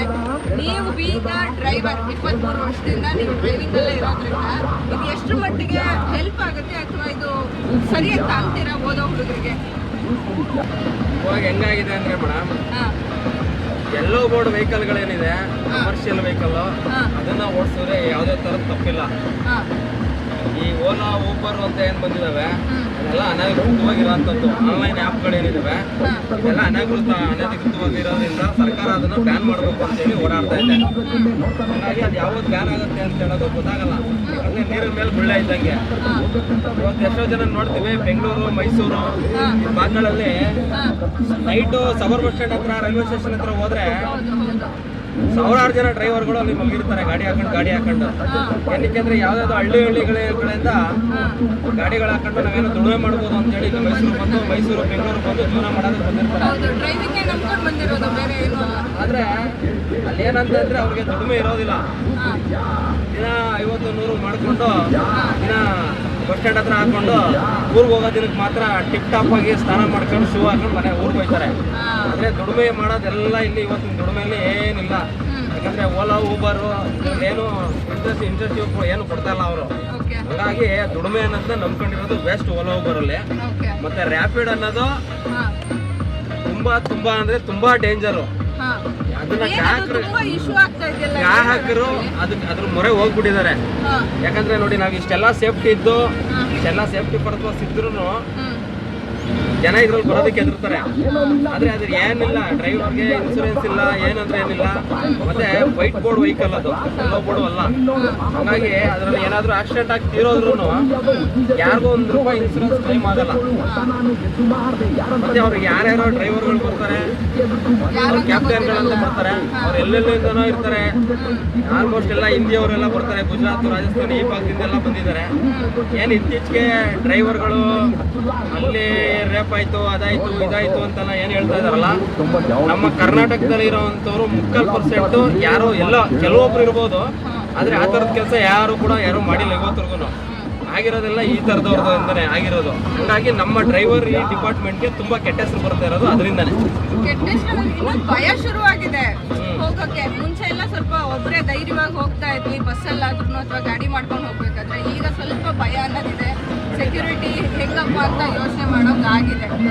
ಈಗ ಸ್ವಲ್ಪ ದಿನ ಗಾಡಿ ಎಲ್ಲ ಡ್ರೈವಿಂಗ್ ಕಲಿತು, ಈಗ ನೀವು ಸ್ಟಾರ್ಟಿಂಗ್ ಎಲ್ಲ ಕಲಿತು ಹಂಗೆ ಇನ್ಸ್ಪೈರ್ ಆಗಿ ನಾನು ಡ್ರೈವರ್ ಆದೆ ಅಂತ ಹೇಳಿದ್ರೆ, ಹಂಗೆ ಫುಲ್ ಫ್ಲೆಜ್ ಡ್ರೈವರ್ ಆಗ್ಬೇಕು ಅಂತಂದ್ರೆ ಏನೆಲ್ಲ ಪ್ರಾಬ್ಲಮ್ಸ್ ಆಗುತ್ತೆ? ಇವತ್ತು ಡ್ರೈವರ್ಗಳು ಬಂದಿರೋ ಅಂಥವ್ರು ಯಾರಿದ್ದಾರೆ ಅಂದ್ರೆ ಸ್ಟೇರಿಂಗ್ ಮೇಲೆ ಕುತ್ಕೋಬೇಕು, ಎಕ್ಸ್ಲೇಟರ್ ತುಳಿಬೇಕು ಅಷ್ಟೇ. ಯಾವ ಟೈಮು ಅದು ಇದು ಅಂತೇನಿಲ್ಲ. ಯಾವ ಸ್ಪೀಡ್ ಬೇಕೋ ಆ ಸ್ಪೀಡಲ್ಲಿ ಹೋಗ್ತಾ ಇರ್ತಾರೆ. ಅವ್ರಿಗೆ ಮೈಲೇಜು ಇಂಪಾರ್ಟೆಂಟ್ ಅಲ್ಲ, ಒಳಗಡೆ ಗಾಡಿ ಒಳಗಡೆ ಇರೋ ಗ್ರಾಹಕರು ಇಂಪಾರ್ಟೆಂಟ್ ಅಲ್ಲ. ಅವ್ರಿಗೆ ಆ ಜಾಗ ಹೋಗ್ಬೇಕು ಅನ್ನೋದು. ಅಂದ್ರೆ ಈಗ ಮ್ಯಾಕ್ಸಿಮಮ್ 3 hours ಇತ್ತು ಅಂದ್ರೆ Bengaluru to Mysuru 3 hours timings ಇದೆ. CC ಕ್ಯಾಮ್ರಾಗಳು ಎಲ್ಲ ಕಡೆನೂ ಹಾಕಿದ್ದಾರೆ. ಮ್ಯಾಕ್ಸಿಮಮ್ 3 hours ನಾ ತಗೋತೀನಿ ಅಂದ್ರೆ ಒಳಗಡೆ ಕೂತಿರೋರು ಏನಪ್ಪ ಜಡ್ಗ ಗಾಡಿ ಹೋದ್ರು ಬರ್ತೀಯ ಅಂತಾರೆ. ಅದೇ 1 hour 1.5 hour ಹೋಯ್ತು ಅಂತಂದ್ರೆ ಸೂಪರ್ ಡ್ರೈವ್ ಅಂತಾರೆ. ಆದ್ರೆ ಇಲ್ಲಿ ಸ್ಪೀಡ್ಗೂ ಕಂಟ್ರೋಲ್ಗೂ ನಮ್ಮ ಕೈಯಲ್ಲೇ ಇರುತ್ತೆ. ಆದ್ರೆ ಈಗ ಬಂದಿರೋ ಅಂತ ಡ್ರೈವರ್ಗಳು ಹೇಗೆ ಅಂದ್ರೆ ಡ್ರೈವಿಂಗ್ ಸ್ಕೂಲಲ್ಲಿ ಅಥವಾ ಅಲ್ಲೆಲ್ಲೋ ಇನ್ನೆಲ್ಲೋ ಕಲಿತು ಇವತ್ತು ಡ್ರೈವಿಂಗ್ ಬಂದು ಕುತ್ಕೊಂಡು ಜಮೀನ್ ಮಾಡಿರ್ತಾರೆ ಹಳ್ಳಿ ಸೈಡಲ್ಲಿ. ಅವ್ರ ತಂದೆ ತಾಯಿಗಳಿಗೆ ಹತ್ರ ಗಾಡಿಗಳು ತಗ್ಸ್ಕೊಂಡು ಬಂದು ಇಲ್ಲಿ ಪಾಪ ಅನಾಥವಾಗಿ ನಿಂತ್ಕೊಂಡು ಇಲ್ಲಿ ಸಾಯ್ತಾರೆ. ಏನ್ ಮಾಡ್ತೀರಾ? ಹಾಗಾಗಿ ನಮ್ಮ ಪ್ರೊಫೆಷನಲ್ ಆಗಿರೋ ಡ್ರೈವರ್ಗಳಿಗೂ ಕೂಡ ಕೆಟ್ಟ ಹೆಸರು ಬರ್ತಾ ಇದೆ, ಹೊಡೆತ ಬೇರೆ ಬೀಳ್ತಾ ಇದೆ. ಜೊತೆಗೆ ಒಂದಷ್ಟು ಕಿಲೋಮೀಟರ್ಗಳಲ್ಲೂ ಕೂಡ ನಾವೇನೋ ಒಂದು ಎಕ್ಸಾಂಪಲ್ 1 ಕಿಲೋಮೀಟರ್ ಹೇಳಿರ್ತೀವಿ, ಅದಕ್ಕಿಂತ ಇನ್ನೂ ಕಡಿಮೆ ಬರಬೇಕು, ಕಡಿಮೆ ಹೋಗ್ತೀವಿ ಅಂತೇಳಿ ಹೋಗ್ತಾರೆ. ಅಂದ್ರೆ ಅವರು ಸೋಕೆಗೋಸ್ಕರ ಬರೋ ಅಂಥವ್ರು, ಜೀವನ ಮಾಡೋದಕ್ಕೋಸ್ಕರ ಅಲ್ಲ. ಹಾಗಾಗಿ ಅಂಥವ್ರಿಗೆ ದಯವಿಟ್ಟು ನಾವು ಹೇಳೋದೇನಪ್ಪ ಅಂದ್ರೆ ಕರೆಕ್ಟ್ ರೇಟ್ಗೆ ಬಾಡಿಗೆ ಮಾಡಿ ಹೊಡೀರಿ. ಮತ್ತೆ ಸೇಫ್ಟಿ ಪರ್ಪಸ್ಸು ಮುಖ್ಯ. ಅದನ್ನ ಫಸ್ಟ್ ಸರ್ವಿಸ್ನ ನೀಟಾಗಿ ಕೊಡಬೇಕು. ದುಡ್ಡು ಮುಖ್ಯ ಅಲ್ಲ, ಸರ್ವಿಸ್ ಮುಖ್ಯ ಅನ್ನೋದನ್ನ ಈ ಒಂದು ವಿಡಿಯೋ ಮುಖಾಂತರ ಹೇಳೋದಕ್ಕೆ ಇಷ್ಟಪಡ್ತೀನಿ. ಸೊ ನಾವು ಫುಲ್ ಫ್ಲೆಜ್ ಡ್ರೈವಿಂಗ್ ಅಲ್ಲೇ ನಾವು ಜೀವನ ಕಟ್ಕೋಬೇಕು ಅಂತಂದ್ರೆ ಏನೆಲ್ಲ ತಯಾರಿಗಳು ಮಾಡ್ಕೊಂಡು ಬರ್ಬೇಕು ಅಂತೀರಾ? ಮುಂಜಾಗ್ರತವಾಗಿ ಗಾಡಿ ಹೊರಡಬೇಕಾದ್ರೆ ಗಾಡಿನ ಫಸ್ಟ್ ಎಲ್ಲಾನು ಏರ್ ಆಗಿರ್ಲಿ, ಆಯಿಲ್ ಆಗಿರ್ಲಿ, ಬ್ರೇಕ್ ಆಗಿರ್ಲಿ, ಪ್ರತಿಯೊಂದನ್ನು ಕೂಡ ಚೆಕ್ ಮಾಡ್ಕೋಬೇಕು. ಜೊತೆಗೆ ಡ್ರೈವರ್ ಯಾವತ್ತೂ ಕೂಡ ಯೂನಿಫಾರ್ಮ್ ಹಾಕ್ಬೇಕು. ಯಾಕಂದ್ರೆ ಇವತ್ತು ನಮ್ಮ ಎಲ್ಲೋ ಬೋರ್ಡ್ ಡ್ರೈವರ್ಗಳಿಗೆ ವೈಟ್ ಆನ್ ವೈಟ್ ಕೊಟ್ಟಿದ್ದಾರೆ, ಕಾಕಿ ಅಂಡ್ ಕಾಕಿ ಕೊಟ್ಟಿದ್ದಾರೆ. ಎಲ್ಲೋ ಬೋರ್ಡ್ ಅಲ್ಲಿ 2 ತರ ಬರುತ್ತೆ, ಒಂದು ಸ್ಟೇಟ್ ಫಾರ್ಮೆಂಟ್, ಒಂದು all India format. All India ಫಾರ್ಮೆಂಟ್ಗೆ ಕಾಕಿ ಅಂಡ್ ಕಾಕಿ ಹಾಕ್ತಾರೆ, ವೈಟ್ ಆನ್ ವೈಟ್ ಒಂದು ಸ್ಟೇಟ್ ಫಾರ್ಮೆಂಟ್ ಹಾಕ್ತಾರೆ. ಹಂಗಾಗಿ 2 ತರ ಇದೆ, ಬಟ್ ಎರಡನ್ನೂ ಯೂಸ್ ಮಾಡ್ಬೋದು. ಆದ್ರೆ ನಮ್ಮವ್ರು ಏನ್ ಮಾಡ್ತಾರೆ ಅಂದ್ರೆ ಯೂನಿಫಾರ್ಮ್ ಹಾಕಲ್ಲ, ಯಾವ್ದೋ ಒಂದು ಶರ್ಟ್ ಹಾಕೊಂಡು ಗಾಡಿ ಓಡಿಸೋದು, ಬದೀನ್ ಹಾಕೊಂಡು ಗಾಡಿ ಓಡಿಸೋದು, ಪೊಲೀಸವರೆಲ್ಲ ಹಿಡಿದಾಗ ಪೊಲೀಸರು ಸರಿ ಇಲ್ಲ ಅನ್ನೋದು. ಮತ್ತೆ ಆ ಟೈಮಲ್ಲಿ ನಾವೆಲ್ಲೋ ಇಂಪಾರ್ಟೆಂಟ್ ದೇವಸ್ಥಾನಕ್ಕೋ ಇನ್ನೆಲ್ಲ ಹೋಗ್ಬೇಕಾಗಿರುತ್ತೆ, ಟೈಮಿಂಗ್ಸ್ ಓವರ್ ಆಗಿರುತ್ತೆ. ಪೊಲೀಸರು ಹಿಡಿದಾಗ ಅಲ್ಲೊಂದು ಅರ್ಧ ಗಂಟೆ ಟೈಮ್ ಎಷ್ಟು ಹೋಗೋಷ್ಟರಲ್ಲೇ ಟೆಂಪಲ್ ಕ್ಲೋಸು, ಅವಾಗ ಕಸ್ಟಮರ್ಗೂ ಕೂಡ ಬೇಜಾರಾಗ್ತದೆ. ಹಾಗಾಗಿ ಸಾಧ್ಯವಾದಷ್ಟು ಯೂನಿಫಾರ್ಮ್ ಹಾಕಿ ಗಾಡಿ ಓಡಿಸ್ಬೇಕು. ಯಾಕಂದರೆ ಇದು ಪವಿತ್ರವಾದಂಥ ವೈಟ್ ಯೂನಿಫಾರ್ಮು. ಇವತ್ತು ಹುಟ್ಟಿದಾಗಲೂ ವೈಟ್ ಬಟ್ಟೆ ಸುತ್ಕೊ ಬಂದು ಕೊಡ್ತಾರೆ ಅಂತ ಕೇಳಿದ್ದೀವಿ, ಸತ್ತಾಗಲೂ ವೈಟ್ ಬಟ್ಟೆ ಮುಚ್ಚಿ ಕಳಿಸ್ತಾರೆ. ಅಂಥ ವೈಟ್ ಬಟ್ಟೆ ಹಾಕೋದಕ್ಕೆ ನಮ್ಮ ಡ್ರೈವರ್ಗಳು ಇವತ್ತು ಕೂಡ ನಾಚಿಕೆ ಪಡ್ಕೊಂತಾರೆ. ಇವತ್ತು ರಾಜಕಾರಣಿಗಳು ಕೂಡ ಇವತ್ತು ವೈಟ್ ಬಟ್ಟೆನೇ ಹಾಕೊಂಡು ರಾಜಕೀಯ ಮಾಡ್ತಾ ಇದ್ದಾರೆ. ಹಂಗಾಗಿ ನಾವು ಪರಿಶುದ್ಧವಾಗಿದ್ದೀವಿ ಅಂತ ಹೇಳೋದಕ್ಕೆ ಇದೊಂದು ಗುರುತು. ದಯವಿಟ್ಟು ನಮ್ಮ ಡ್ರೈವರ್ಗಳನ್ನು ಯೂನಿಫಾರ್ಮ್ ಹಾಕೊಂಡು ಗಾಡಿ ಓಡಿಸಿದ್ರೆ ತುಂಬಾ ಚೆನ್ನಾಗಿರುತ್ತೆ. ಮತ್ತೆ ಸೀಟ್ ಬೆಲ್ಟ್ ಅಂತೂ ಕಂಪಲ್ಸರಿ ಹಾಕ್ಬೇಕು ಅಂತ ಈ ಮೂಲಕ ಹೇಳೋದಕ್ಕೆ ಇಷ್ಟಪಡ್ತೀನಿ. ಸೊ ಬೇಸಿಕ್ ಆಗಿ ಏನ್ ಬೇಕು ಅಂತ ನಮ್ಗೆ ಗೊತ್ತು, ಅದನ್ನೆಲ್ಲ ಪಾಲನೆ ಮಾಡಿದ್ರೆ ಸೊ ಪ್ರೊಫೆಷನಲಿ ಹೆಸರು ಚೆನ್ನಾಗಿ ಮಾಡ್ಬೋದು. ಡ್ರೈವರ್ ಅಂದ ತಕ್ಷಣ ತುಂಬಾ ಅಯ್ಯೋ ಏನೋ ಬರ್ತಾರೆ ಹೋಗ್ತಾರೆ ಅನ್ನೋದಕ್ಕಿಂತ ನಾವೆಲ್ಲ 3 ದಿನ ಏನು ಮಜಾ ಮಾಡ್ತೀವಿ, ಆ 3 ದಿನ ನಾವು ನಮ್ಮ ಫ್ಯಾಮಿಲಿ ಜೊತೆ ಇರ್ತೀವಿ. ಬಟ್ ನೀವು ನಿಮ್ಮ ಫ್ಯಾಮಿಲಿನ ಬಿಟ್ಟು ಬಂದಿರ್ತೀರಾ, ನಿಮ್ಮ ಮಕ್ಕಳು, ನಿಮ್ಮ ಫ್ಯಾಮಿಲಿ, ಅಪ್ಪ ಅಮ್ಮ ಹೆಂಡತಿ ಎಲ್ಲರೂ ನಿಮ್ಮನ್ನ ಮಿಸ್ ಮಾಡ್ಕೊತಿರ್ತಾರೆ. ನಮ್ಮ ಖುಷಿಗೆ ನಿಮ್ಮ 3 ದಿನ ಟೈಮ್ ಕೊಟ್ಟಿರ್ತೀರಾ. ಸೊ ಪ್ಲೀಸ್ ಅವ್ರಿಗೆ ರೆಸ್ಪೆಕ್ಟ್ ಕೊಡಿ ಅಂತ ಈ ವಿಡಿಯೋ ಮೂಲಕ ನಾನು ಕೇಳ್ಕೊತೀನಿ. ಆ್ಯಂಡ್ ನೀವು ಎಷ್ಟು ಗ್ರಾಹಕರು ಅಥವಾ ನಿಮ್ಗೆ ಗಾಡೀಲಿ ಬರೋರಿಗೆ ಎಷ್ಟು ಸೇಫ್ಟಿ ನೋಡ್ಕೊತೀರಾ, ನಿಮ್ಮ ಸೇಫ್ಟಿನೂ ಅಷ್ಟೇ ಇಂಪಾರ್ಟೆಂಟು. ನೀವು ಈ ಫ್ಯಾಮಿಲಿ ನೋಡೋದಲ್ಲದೆ ನಿಮ್ಮ ಫ್ಯಾಮಿಲಿ ಕೂಡ ನಿಮಗೋಸ್ಕರ ಕಾಯ್ತಾ ಇರುತ್ತೆ. ಓವರ್ ಸ್ಪೀಡು ಅಥವಾ ಅದರಲ್ಲೂ ನೈಟ್ ಡ್ರೈವಿಂಗು ಸ್ವಲ್ಪ ಕೇರ್ಫುಲ್ ಆಗಿರಲಿ ಅಂತ. ಸರ್ 3 days ನಮಗೆ ಸೂಪರ್ ಜರ್ನಿ ಎಂಜಾಯ್ ಮಾಡಿದ್ವಿ ನಾವಂತೂ. ನೋಡಪ್ಪ ಇದು ಆ್ಯಕ್ಚುಲಿ ನಮ್ಮ ವೆಹಿಕಲ್ ಒಂದ್ಸರಿ ತೋರಿಸ್ಬಿಡಿ. ನಾವೀಗ ತೋರಿಸ್ತೀವಿ. ನಿನಗೆ ಅಂತ ಏನಿಟ್ಟಿರಲ್ಲ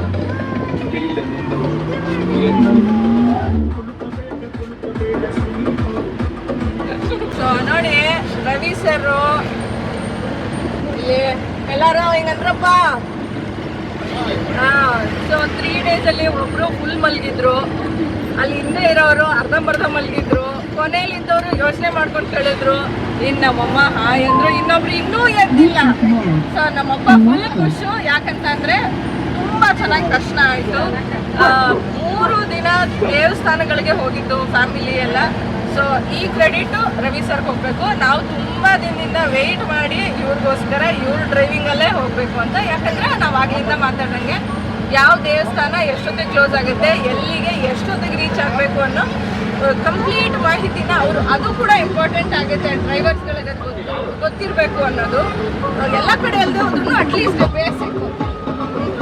ಸೊ ಅವ್ರಿಗೆ ಥ್ಯಾಂಕ್ಸ್ ಅಂತ ಹೇಳ್ತಾ, ಈ ನನ್ನ ಜರ್ನಿ ಜೊತೆ ಕೃತಿಕಾ ಕೊಟ್ಟಿರೋ ಯೂಟ್ಯೂಬ್ ಚಾನಲ್ನಲ್ಲಿ ಯಾರೆಲ್ಲ ಜರ್ನಿ ಮಾಡಿದ್ರೆ ಅವ್ರಿಗೆಲ್ಲ ಥ್ಯಾಂಕ್ ಯು ಅಂತ ಹೇಳ್ತಾ, ಸೊ ಖಂಡಿತ ರವಿ ಸರ್ ಅವ್ರದ್ದು ಕಂಪ್ಲೀಟ್ ಅಡ್ರೆಸ್ ವಿತ್ ಫೋನ್ ನಂಬರ್ನ ನಾನು ಡಿಸ್ಕ್ರಿಪ್ಷನಲ್ಲಿ ಹಾಕಿರ್ತೀನಿ. ಹಾಗೆ ನಮ್ಮ ಚಾಲಕರ ಟ್ರೇಡ್ ಯೂನಿಯನ್ ಸಂಘದ ಬಗ್ಗೆ, ಅಂದರೆ ಅದರಿಂದ ಸಾಕಷ್ಟು ಬೆನಿಫಿಟ್ಸ್ಗಳಿದೆ ಅಂತ ಹೇಳ್ತಾ ಇದ್ರು.